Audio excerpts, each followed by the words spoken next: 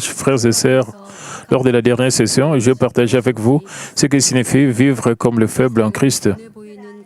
Le monde considère la force visible, les possessions, le rang social comme le succès, mais la vie d'un véritable chrétien est une vie qui s'humilie volontairement et accepte la perte pour l'amour du Seigneur. Lorsque nous devenons humbles et faibles en Christ, nous en venons enfin à expérimenter la puissance de Dieu et à posséder la force véritable. Afin de veiller les croyants de l'Église de Corinthe à cette vérité, l'apôtre Paul les avait exhortés d'un ton quelque peu sévère. Cependant, dans le passage d'aujourd'hui, 1 Corinthiens 4, 14 à 17, il exhorte le croyant avec le cœur d'un père envers ses enfants bien-aimés. Le cœur de ces passages est celui-ci: soyez mes imitateurs, comme je le suis moi-même de Christ. Paul ne cherchait pas à se glorifier de sa propre vie, mais plutôt avec le désir de voir le croyant marcher ensemble dans le chemin de Christ qu'il avait lui-même parcouru, qu'il leur adressa cette exhortation. À travers ce message, j'ai pris au nom du Seigneur que vous examinez une fois de plus qui vous suivez et à quoi vous devenez semblable et que vous soyez transformés en une vie qui n'imite que Jésus-Christ. Dans nos vies, nous avons des objectifs. Dans nos vies,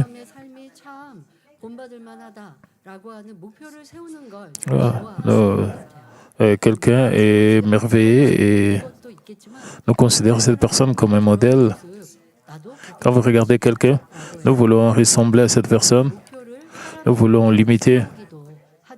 Nous considérons cette personne comme un objectif. Et aussi des mentors. Nous apprenons de bonnes choses de ces mentors. Nous essayons de ressembler à ces mentors. Les jeunes gens, quel est votre modèle comme les célébrités, comme les acteurs de films ou les politiciens?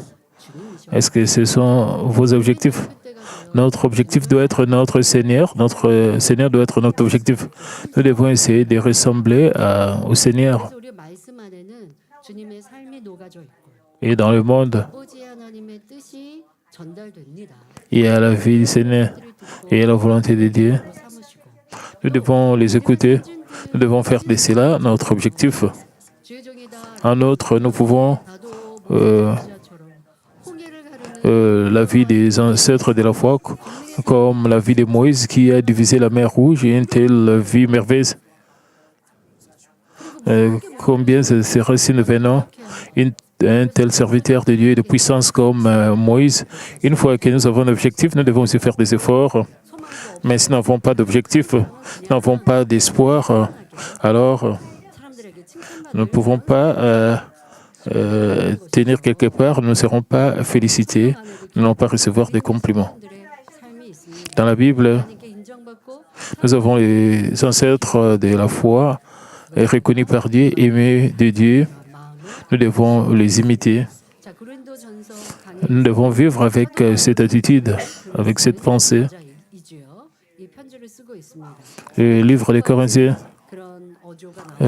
l'apôtre Paul est l'auteur des 1 Corinthiens.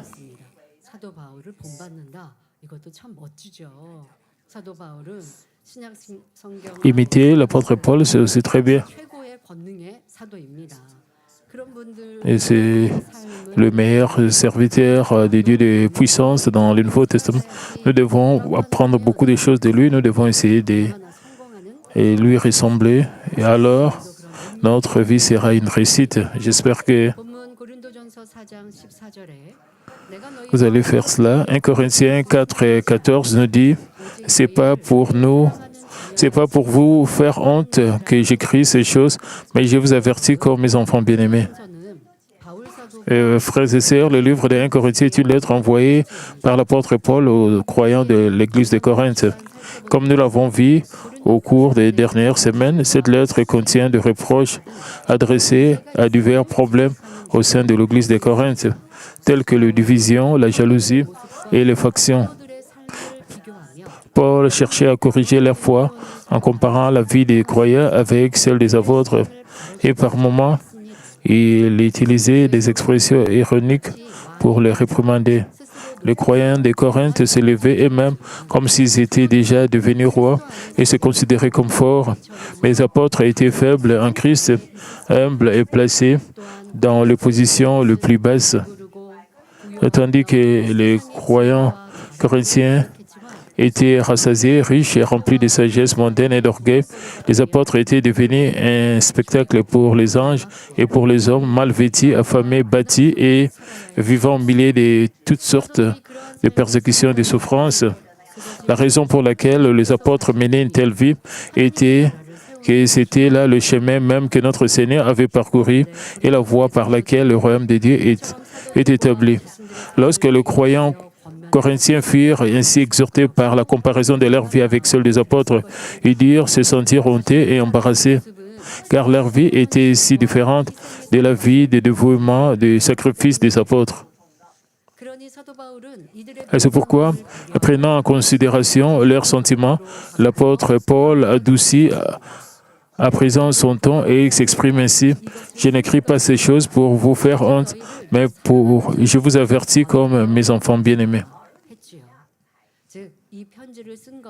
En d'autres termes, le but de l'écriture de cette lettre n'était nullement de jeter la honte sur le croyant, mais plutôt parce qu'il les aimait comme un père aime ses enfants, il désirait les amener à la prise de conscience par les reproches et l'exhortation. C'était une exhortation pour leur rappeler qu'ils devaient et aussi imiter la vie des apôtres et vivre dans la vérité. J'ai récemment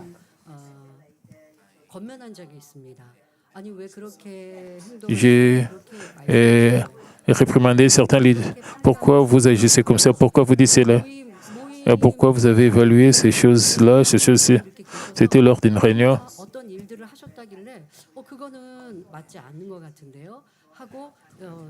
J'ai corrigé ce qui n'était pas juste. J'ai prodigué quelques conseils.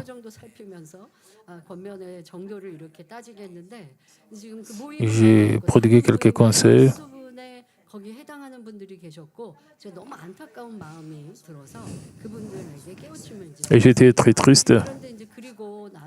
Et je lui ai prodigué quelques conseils. Et après cela, quand je suis rentré à la maison, c'était le culte du soir, j'étais un peu inquiète.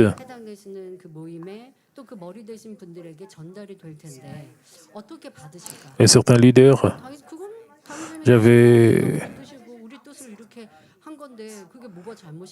je me demandais comment est-ce qu'ils vont accepter mes conseils.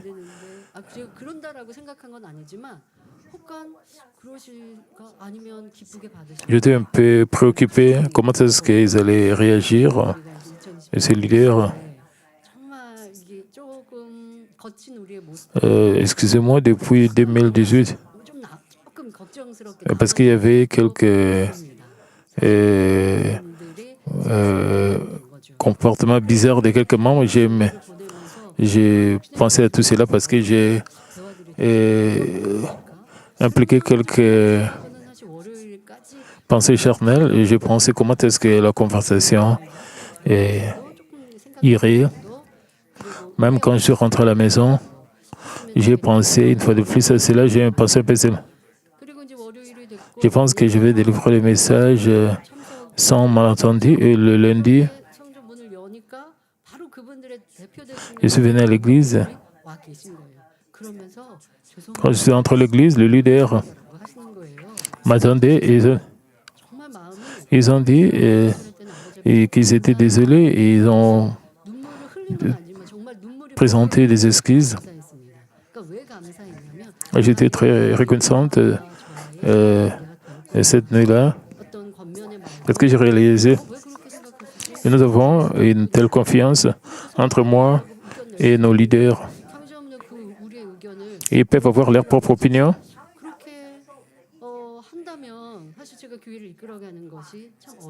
Même s'il résistait, ce serait difficile pour moi de guider l'Église, de conduire l'Église. J'avais quelques pensées charnelles.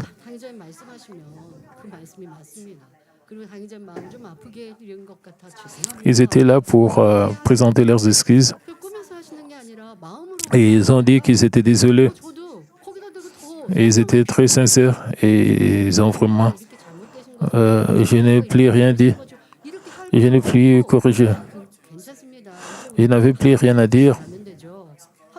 J'ai dit, OK, nous pouvons mieux faire. Et l'atmosphère était bonne, avec sourire, avec des salutations. Je suis allé directement à la prière d'Éden. Et j'ai offert plusieurs prières de gratitude. Ces ouvriers me font confiance. Il y avait quelque chose qui était très différent de mes pensées. J'ai pensé que je dois prodiguer des conseils.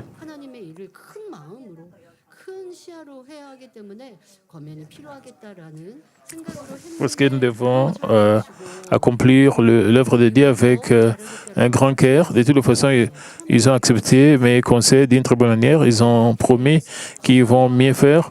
En écoutant cela, j'étais très heureuse, très contente. Il y avait des conseils et des réprimandes. Tout cela venait de l'amour. Quand cela est accepté avec amour, alors ils sont bénis. L'apôtre Paul, c'est ce qu'il faisait aux membres de l'Église de Corinthe. Le reproche ou la discipline qu'un père qui aime véritablement ses enfants leur donne en soi une expression d'amour. C'est parce qu'il désire préserver ses enfants de la chute, les empêcher d'emprunter la mauvaise voie et les aider à mener une vie meilleure. De la même manière, le reproche de Paul aux croyants de l'Église de Corinthe provenait également d'un amour si profond et sincère. Et donc, c'est la même chose. Et je dirige l'Église comme ça. S'il n'y a pas de confiance entre moi et les leaders, je ne peux pas prodiguer des conseils. Et parce que je ne peux pas le voir direct, mais je ne peux pas prodiguer des conseils.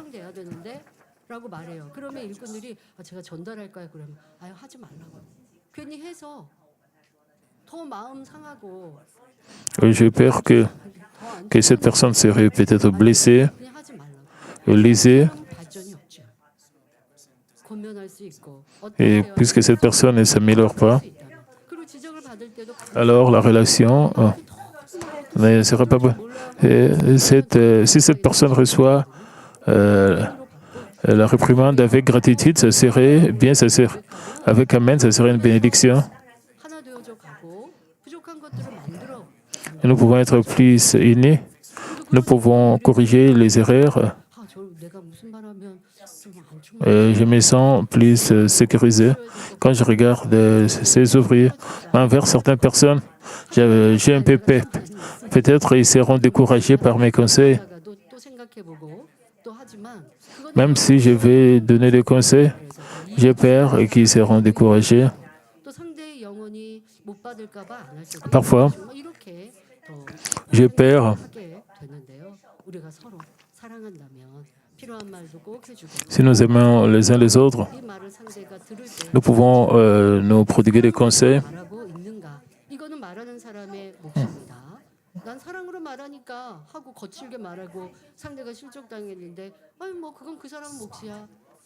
Et si nous parlons durement, nous devons être très prudents. Et un autre, quand nous recevons des réprimandes ou des conseils, nous devons penser à la bonne intention derrière ces conseils ou ces réprimandes. Nous devons prendre cela comme un bon médicament et être transformés. Et tout cela va nous aider. Frères et sœurs, alors, quand vous comparez la vie des apôtres à la vôtre, à quoi ressemble votre vie? Nous avons parlé de la vie des apôtres pendant la semaine. L'apôtre Paul a demandé aux croyants, Est-ce que vous avez prié? Je vous pose la question encore. Alors, quand vous comparez la vie des apôtres à la vôtre, à quoi ressemble votre vie?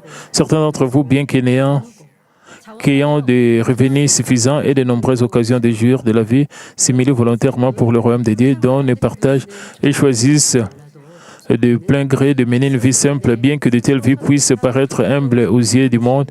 C'est un parfum de dévouement qui a été volontairement choisi pour l'amour de Jésus-Christ. Le monde considère une telle vie comme folle, insensée, mais Dieu la voit comme le choix le plus sage. C'est parce que de telles personnes sont remplies de richesses spirituelles, de telles que l'espérance céleste, la foi et l'amour. Parce que leur cœur déborde de l'espérance du ciel et qu'ils vivent dans la foi et la plénitude du Saint-Esprit, tout en attendant les récompenses. Ils sont en réalité plus riches que quiconque. C'est pourquoi, alors que 2 Corinthiens 6,10 dit « Comme pauvres, nous enrichissons plusieurs comme n'ayant rien et nous possédons toutes choses. » En outre, comme 1 Corinthiens 15,43 dit « Et quelle vie merveilleuse !» Aussi, la grande économiste Ren Kim a mené une telle vie quand elle n'était pas dans une situation difficile. Elle a épargné pour l'évangélisation. Elle voulait donner plus aux gens qu'elle voulait évangéliser. Elle a confessé.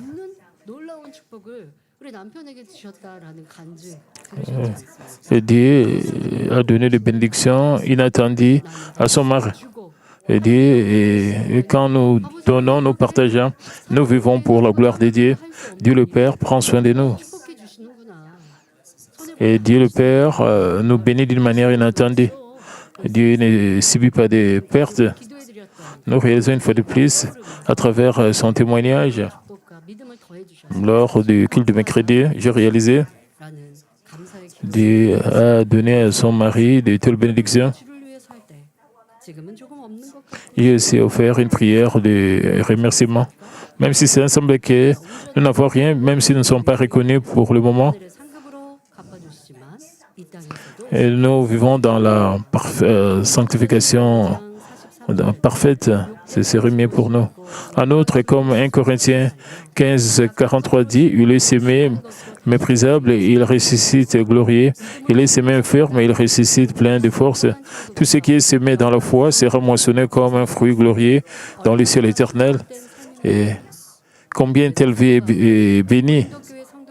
Et c'est pourquoi l'apôtre Paul exhorte avec amour le croyant de l'Église de Corinthe à ne pas rechercher le plaisir éphémère de ce monde, mais à marcher dans les chemins de la véritable bénédiction en Christ. Dans le passage suivant, la raison pour laquelle Paul a donné une telle exhortation devient encore plus claire.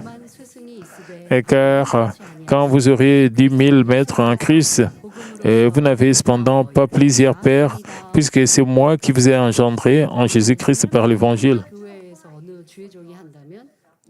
1 Corinthiens 4,15.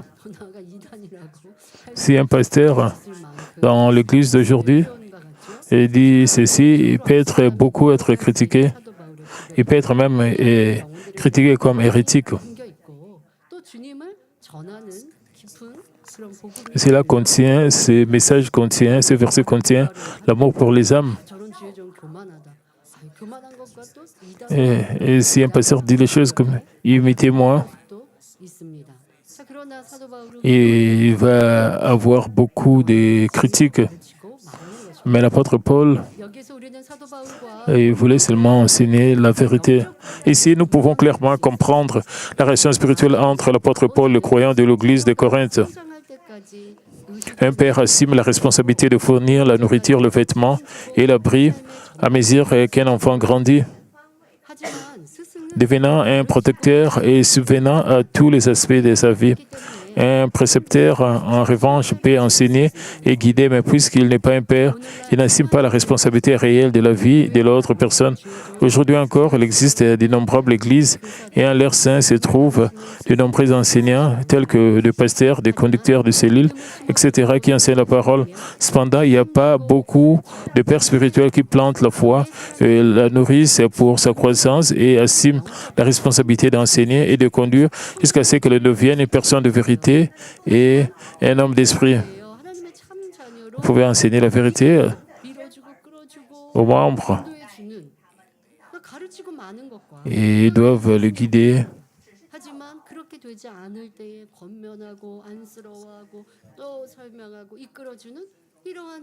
Ils doivent aussi prodiguer des conseils, ils doivent aussi donner des réprimandes, des reproches. Contrairement à un enseignant qui ne fait que transmettre le savoir, un père spirituel met en pratique la vérité, donne l'exemple et communique la capacité de la vivre.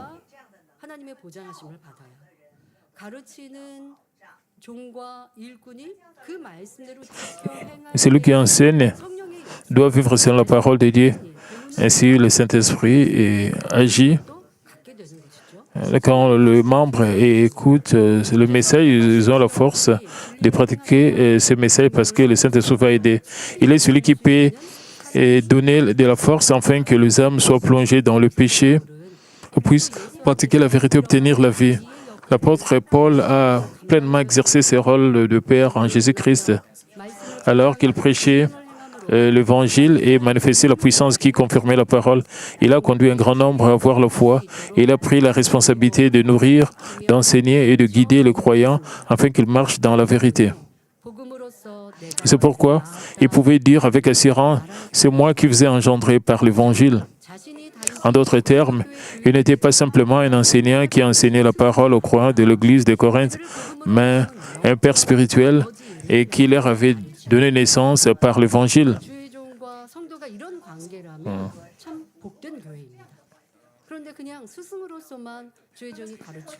Entre le pasteur et le membre, parce qu'il y a une telle relation, c'est très bien.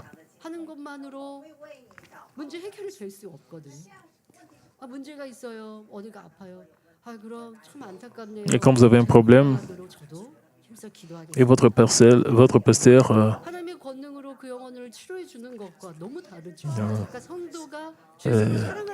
ne fait rien, mais si le pasteur guérit ses membres avec la puissance de Dieu, ça sera très bien.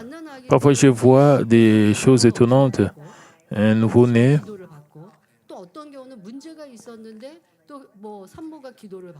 des femmes enceintes avec des bébés et qui reçoivent la prière. Et les bébés sont nés en bonne santé. Ces femmes enceintes et leurs maris, ils allument la chaîne chrétienne dans leur salon. 그래서 이제 뭐 2살 되고 3살 됐는데 예배가 마치면 기다렸다가 꼭 할렐루야 인사하고 그런 아이들은요 저를 그냥 처음 봐도 울지 않고 웃고 반가운 거 좋아해요. 근데 특히 이제 갓난 아기들을 보면 ces petits enfants et spécialement les nouveau-nés, je sens que leur esprit est très clair. Pendant la veille de vendredi, nous avons vu le témoignage des jumeaux avec le développement de la science.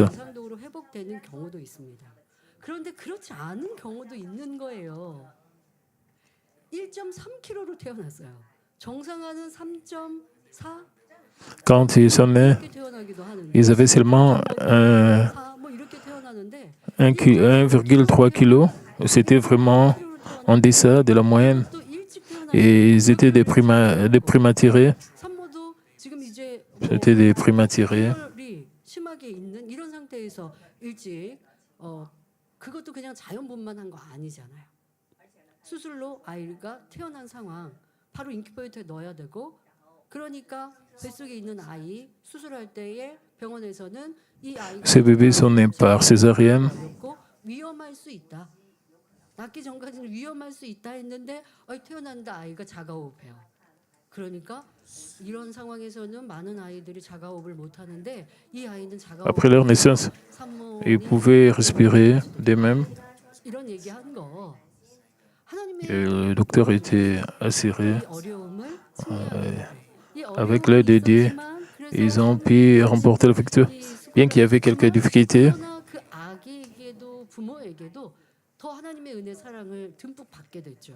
그래서 그 갓난 아기가 태어나고 이제 제가 몇 주 전에 그 아이들 après leur naissance, je les ai vus, les jumeaux.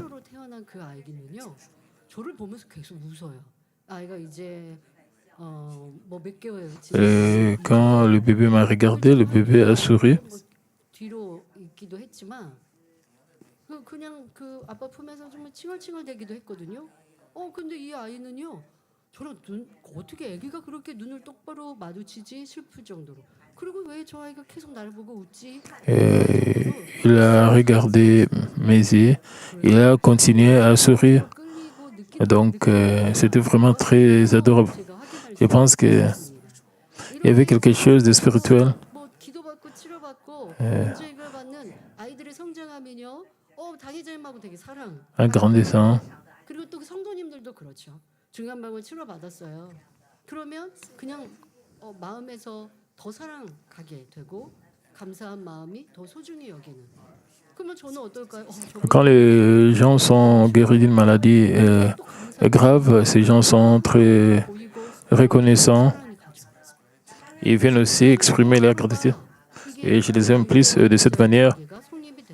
Nous pouvons développer une relation entre le berger et les troupeaux et la relation va devenir de plus en plus profonde. Une fois que la relation et devient de plus en plus profonde, mais quelqu'un et quelques leaders d'église, c'est rare de voir parfois seulement une fois par an. Parfois, quand je rentre à la maison, je me souviens de ces leaders-là, je le vois seulement une fois par an. Parfois, je pense à eux, de ces leaders que je vois seulement une seule fois par an.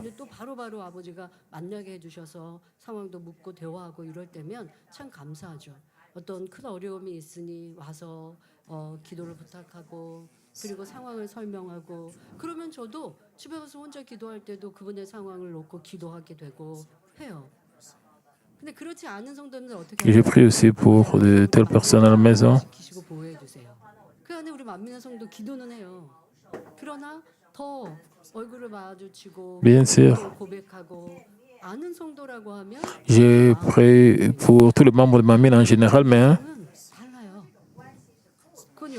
si cette personne vient vers moi face à face, je peux prier pour cette personne individuellement.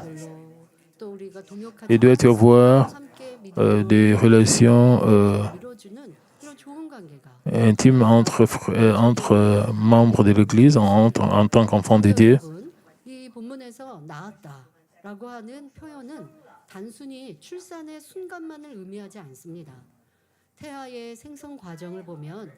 Bien-aimés frères et sœurs, donner la vie ne se résume pas seulement au seul moment de la naissance. Si nous observons le processus de la formation du fœtus, le spermatozoïde et l'ovule s'unissent et recevant le nutriment de la matrice, les os et le nerf se forment et les yeux, le nez, la bouche, les cheveux, le main et les pieds prennent forme pendant les 10 mois de la grossesse.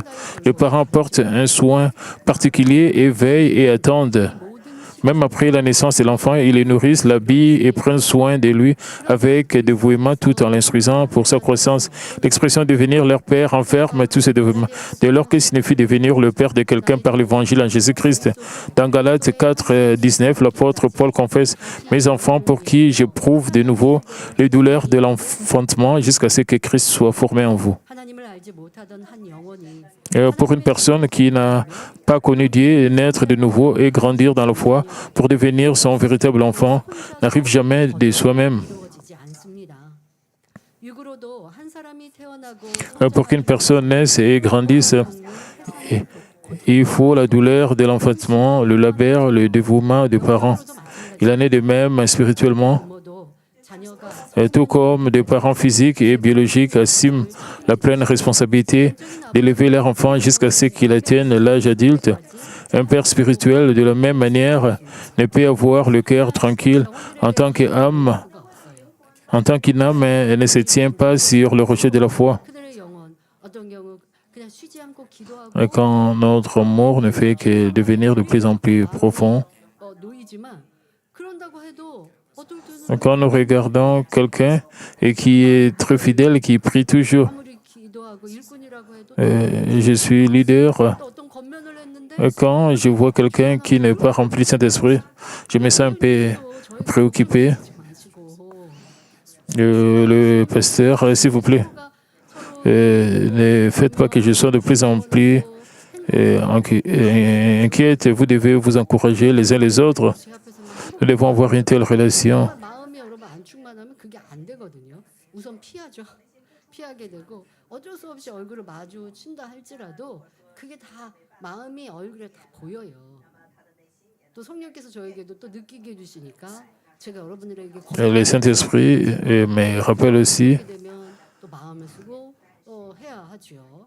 그럼 기뻐서 기도하는 기도랑은 다르거든요. 우리 주회종님들. 그런데 그거는 nos pasteurs. 그렇기 때문에 그렇게 사명 감당해서 상급 쌓고. 근데 저에게 걱정 끼치는 큰 일꾼들이 걱정 끼친다면 그거는 여러분들이 당의자님 나를 위해 더 많이 기도해 주시니까 조화가 아니고 여러분들에게 손해인 것이죠. 도리어 더 행복하고 충만하면 제가 그 모습을 보고 기억해서 더 축복의 기도를 해줄 때 그게 복이 더 임하는 것인데요. 그런 여러분들도 그러나 우리가 그러한 수고와 헌신 앞서가는 주의 종이 목자가 그렇게 우리를 위해 Nous devons avoir le développement et les efforts 여러분들을 끌어줘야죠. parce que le berger était très dévoué, il faisait tout d'efforts.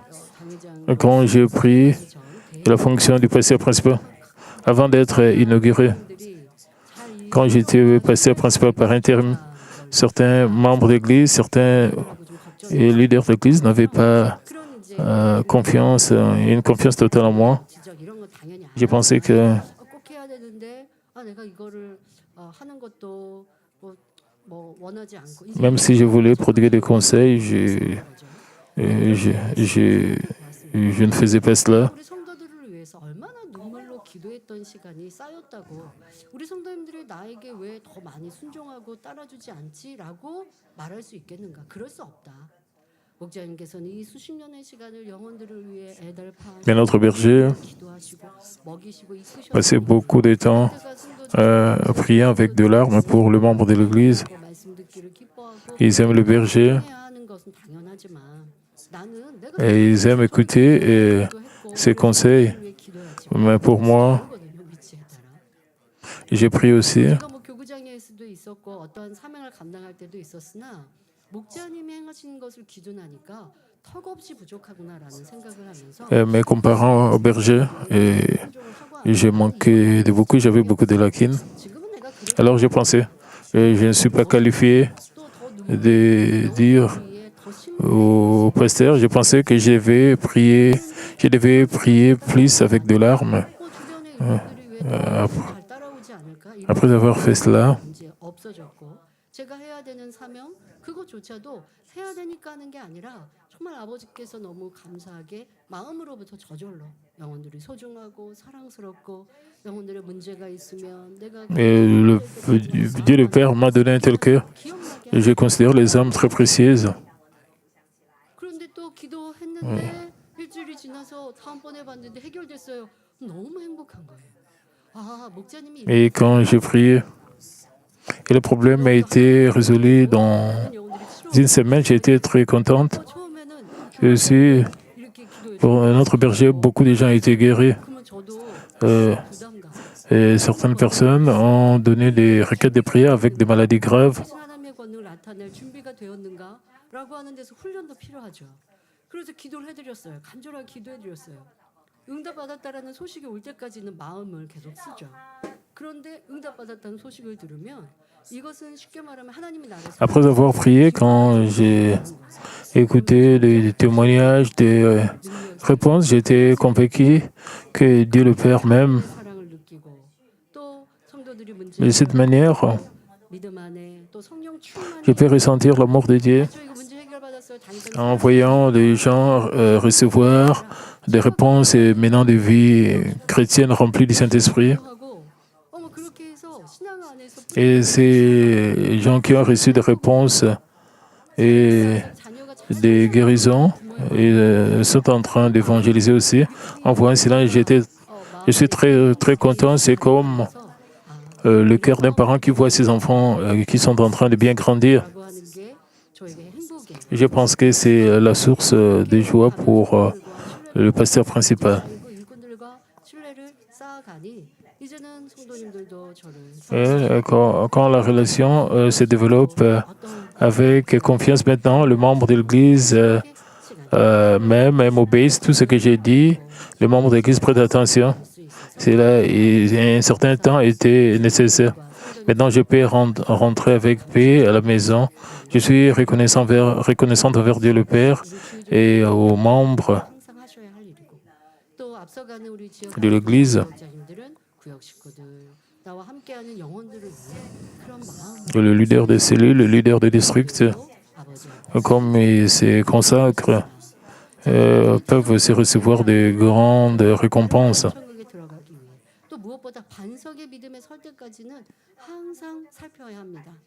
영혼이 젖을 먹는 단계에서 밥을 먹는 단계로 더 나아가 장성한 믿음의 Afin qu'elle puisse grandir du stade où elle boit du lait à celui où elle mange de la nourriture solide et plus loin encore jusqu'à atteindre la pleine mesure de la foi. Le Père l'entoure d'amour, prie, enseigne diligemment la parole. C'est parce que l'âme grandit d'une foi d'enfant à la foi d'un jeune homme, puis à la foi d'un père grâce à la nourriture de la parole. À présent, examinons de plus près le processus par lequel une personne devient un homme d'esprit est accompli. Et depuis la chute du premier homme Adam, tous les hommes naissent dans un état où leur esprit est mort. Selon la loi spirituelle qui dit que le salaire du péché c'est la mort, dire que l'esprit est mort ne signifie pas qu'il s'est éteint, mais plutôt que la sémence de vie au-dedans de l'esprit est capable de fonctionner comme si elle était enfermée dans une coquille dure. Cependant, quiconque reçoit Jésus comme sauveur reçoit le Saint-Esprit en don dans son cœur. Lorsque le Saint-Esprit vient dans notre cœur, la sémence de vie qui semblait morte commence à germer et commence son activité vitale. La germination de la sémence de vie signifie naître de nouveau par l'Esprit. Comme il est écrit dans Jean 3, 6, celui qui est né de l'esprit est chair, celui qui est né de la chair plutôt est chair, et celui qui est né de l'esprit est esprit. Et le corps humain né de parents, mais l'esprit est né du Saint-Esprit. Une personne qui vient de recevoir le Seigneur et à qui le Saint-Esprit a été donné peut être comparé à un nouveau-né. Il y a des gens qui n'ont pas encore reçu le Saint-Esprit, même s'ils fréquentent l'Église. Et cela signifie que leurs noms ne sont pas encore enregistrés dans le livre de vie. Leurs noms ne sont pas encore enregistrés. Même s'ils se sont enregistrés à l'Église,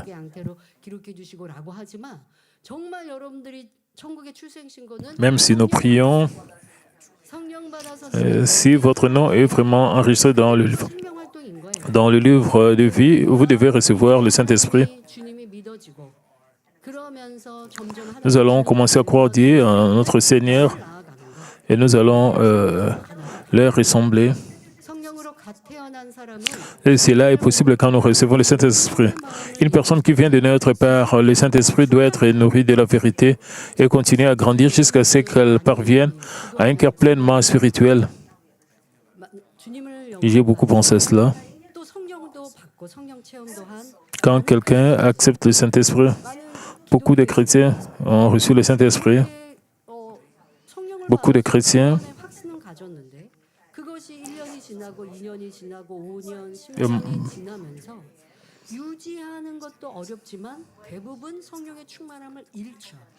ont l'assurance du salut. Mais après plusieurs années, ils perdent l'assurance du salut.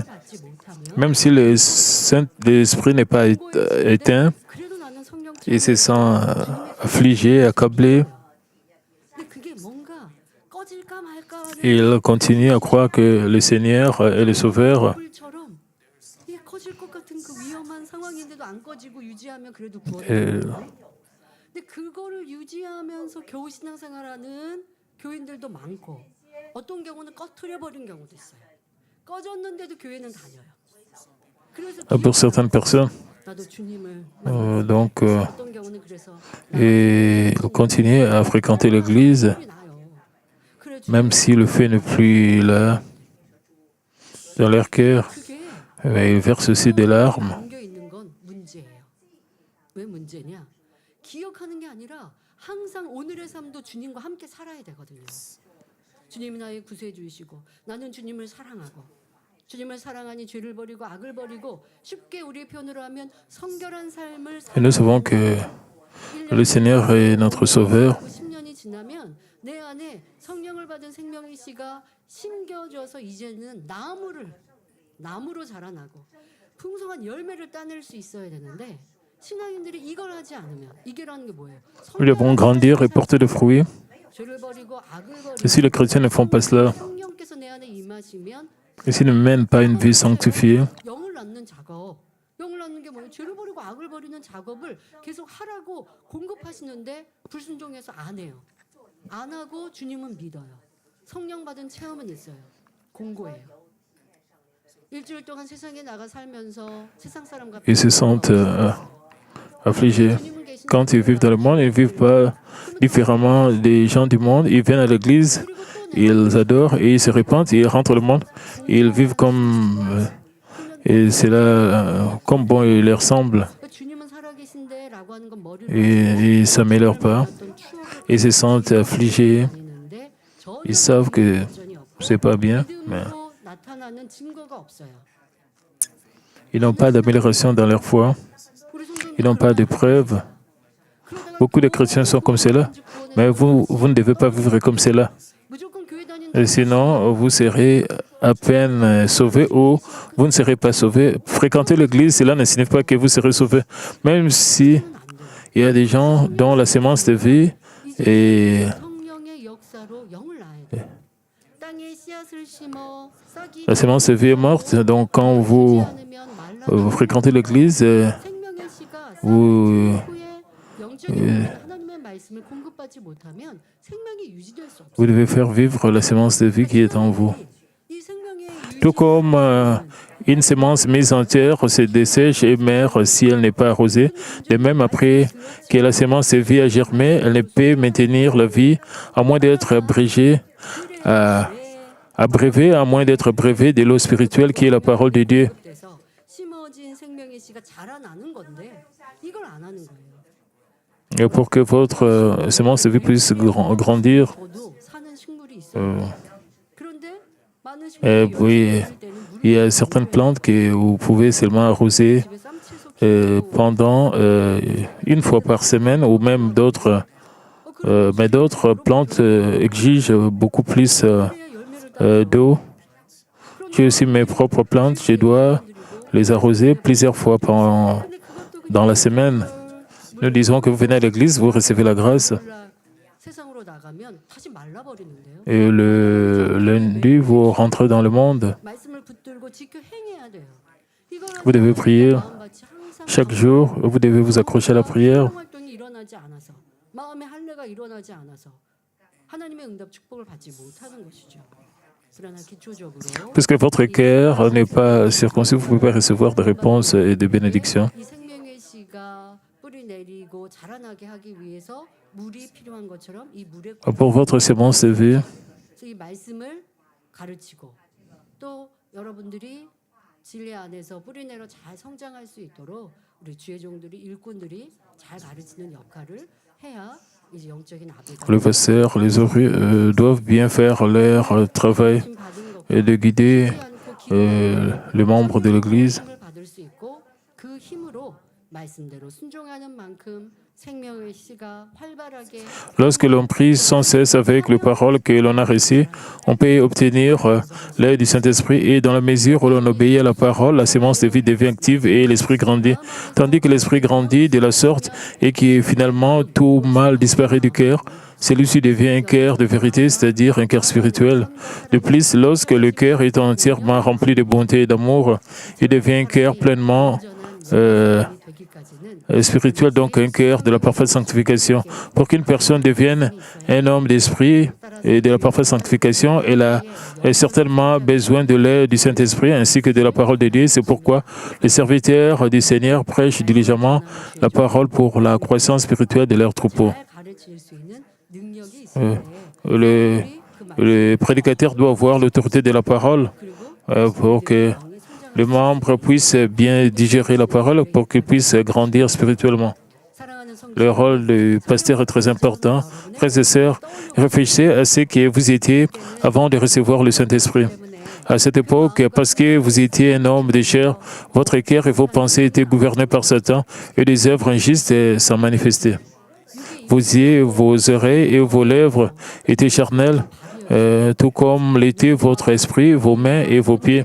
Il y avait des moments où vos yeux et vos oreilles voyaient et entendaient les choses du monde, où vos mains faisaient ce qui n'est pas bon et où vos pas se tournaient même vers le lieu de plaisir.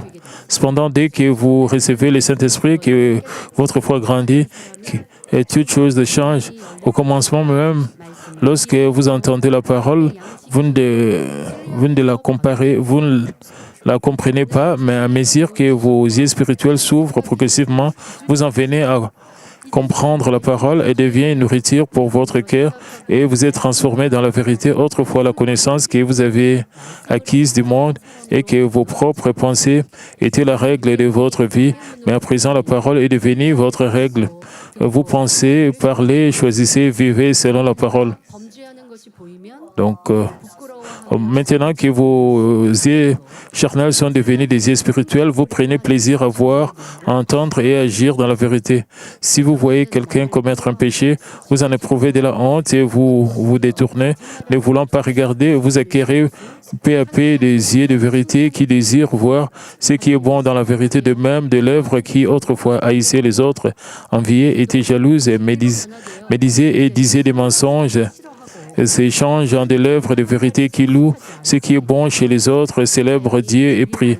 Vos oreilles ont également changé dans la vérité, de sorte que maintenant vous avez un honneur d'entendre des médisances et vous n'êtes plus séduits par des paroles corrompues de mots.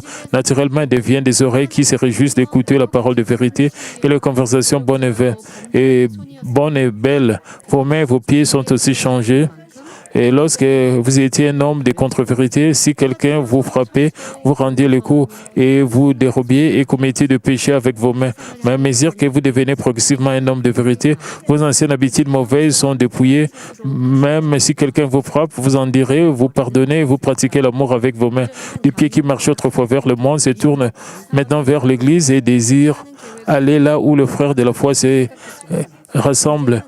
Qu'en est-il de l'esprit? Par le passé, il était rempli de pensées vaines, d'envie, de jalousie, de haine et de risques formant de mauvais desseins, concevant des pensées mauvaises. Mais maintenant, en entendant la voix du Saint-Esprit dans le cœur, vous pensez et projetée dans la vérité.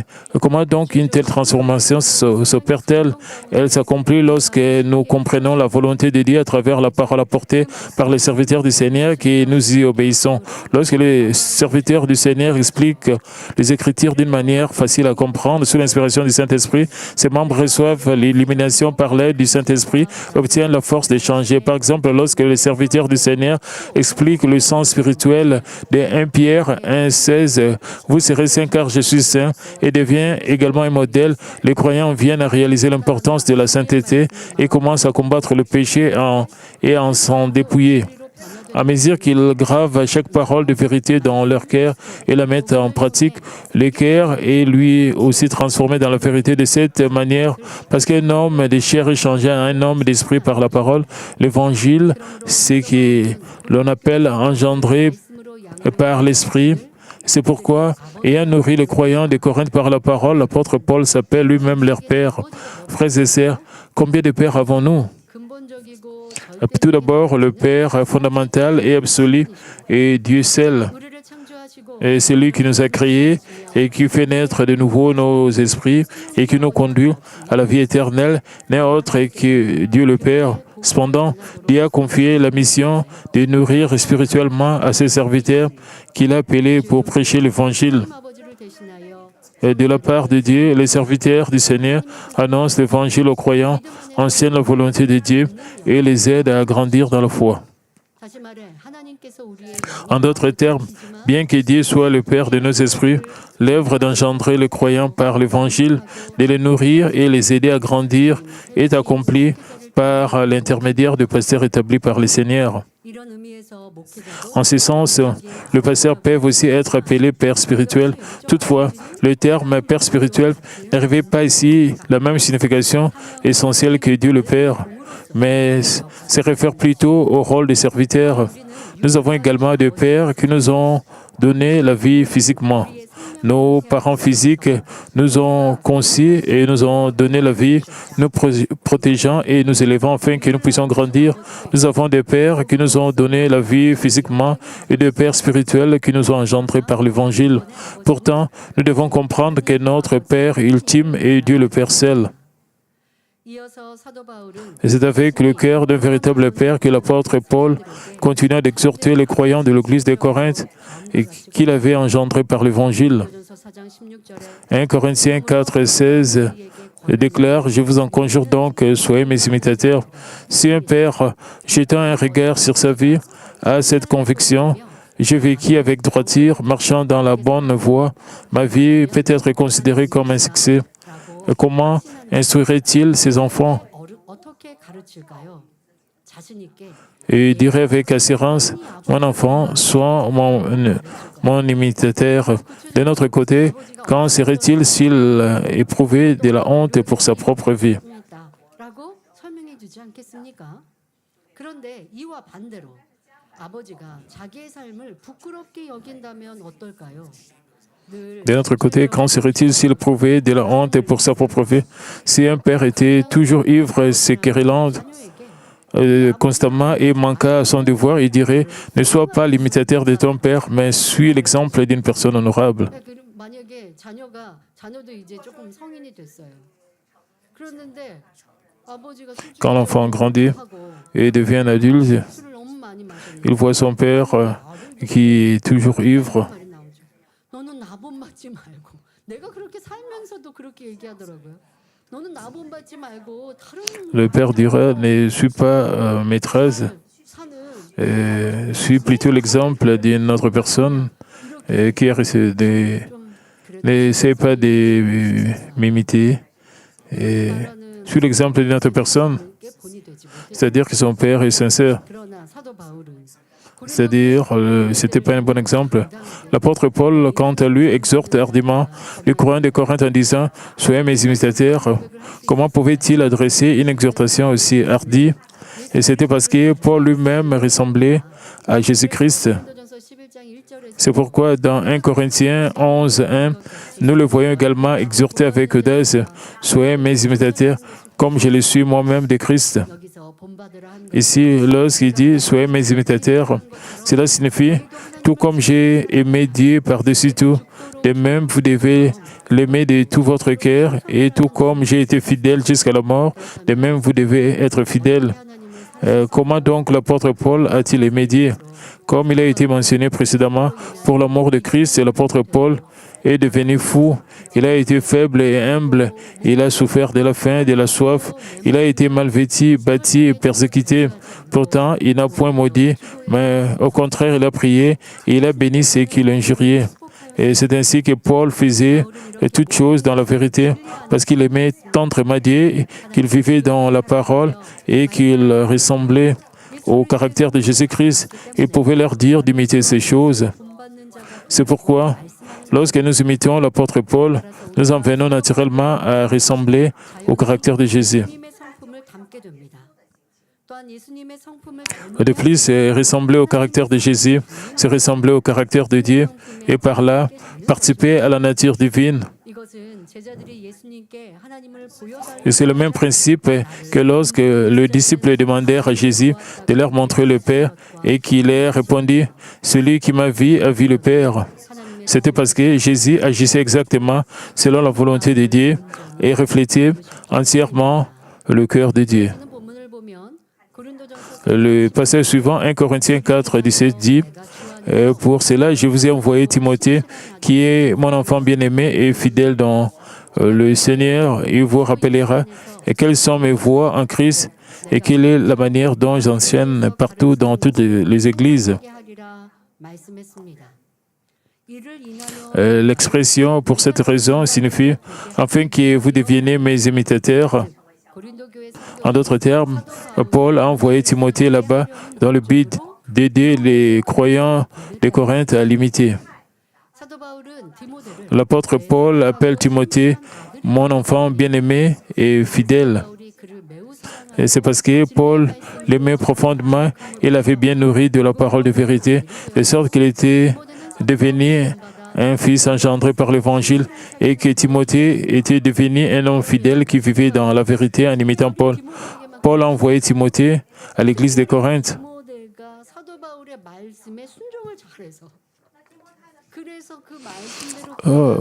Timothée obéissait bien à l'apôtre Paul. Il a été transformé. Et l'apôtre Paul donnait plus d'amour à Timothée. Il ne favorisait pas. L'apôtre, c'était tout à fait naturel. Il méritait cela. Et c'était la même chose entre Dieu et les hommes. Et ceux qui étaient fidèles à Dieu étaient chéris par Dieu. Donc, puisqu'il obéissait, l'apôtre Paul enseignait plus à Timothée et ne donnait pas d'excuses. Si vous donnez des excuses, on ne peut pas vous prodiguer plus de conseils. On peut pas... Si vous dites juste Amen et vous vous accrochez à la prière, vous allez vous découvrir plus tard. Quand vous obéissez comme cela, vous dites Amen, vous allez recevoir plus de conseils. Et Timothée était une telle personne, c'est pour cela l'apôtre Paul donnait des enseignements spécifiques à Timothée. Il était capable aussi d'envoyer Timothée à l'église de Corinthe. Et Paul a envoyé Timothée à l'église de Corinthe afin qu'il enseigne aux croyants de se lier ce qu'il avait enseigné dans les autres églises.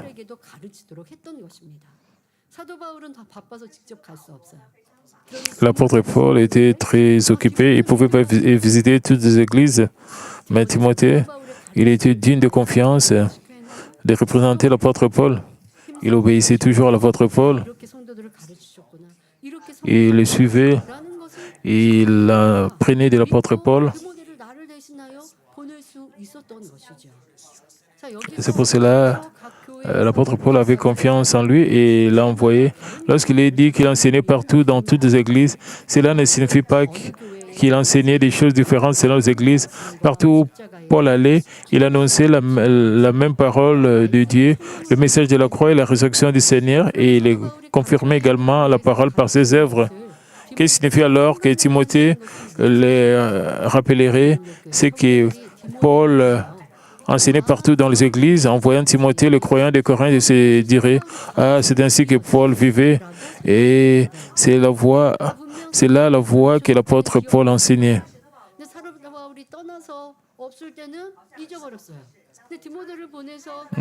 Comme Paul était loin, les membres oubliaient au sujet de ses enseignements, mais quand Timothée était là, il se souvenait de tout ce que l'apôtre Paul leur avait enseigné. Il pouvait ressentir aussi l'apôtre Paul à travers Timothée.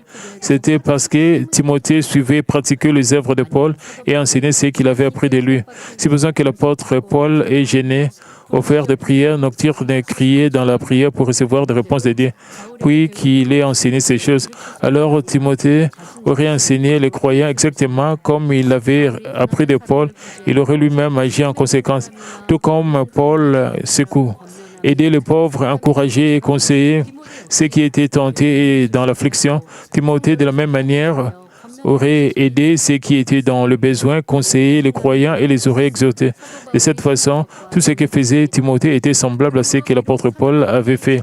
C'est pourquoi, bien que l'apôtre Paul ne fût pas physiquement avec les croyants de l'église de Corinthe, il se rappellerait les œuvres de Paul en observant celles de Timothée. 디모데는 어디를 가든 자기를 전하는 것이 아니라 사도 바울을 전하였고 Partout où Timothée allait, il ne s'annonçait pas lui-même, mais il annonçait l'apôtre Paul et annonçait l'apôtre Paul revenait en réalité à rendre témoignage de Jésus-Christ. De plus, rendre témoignage de Jésus-Christ, c'est rendre témoignage de Dieu. Nous aussi, nous devons devenir des enfants de Dieu qui n'imitent que Jésus-Christ, afin que nous puissions nous aussi confesser ardemment, à l'exemple de l'apôtre Paul, soyez mes imitateurs.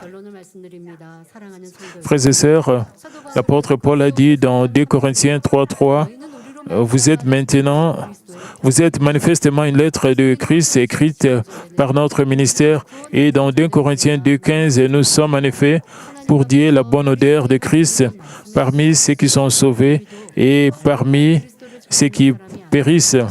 C'est pourquoi nous ne devons pas être des personnes qui annoncent Christ seulement en parole, mais de celles qui l'imitent entièrement, devenant une lettre de Christ et la bonne odeur de Christ.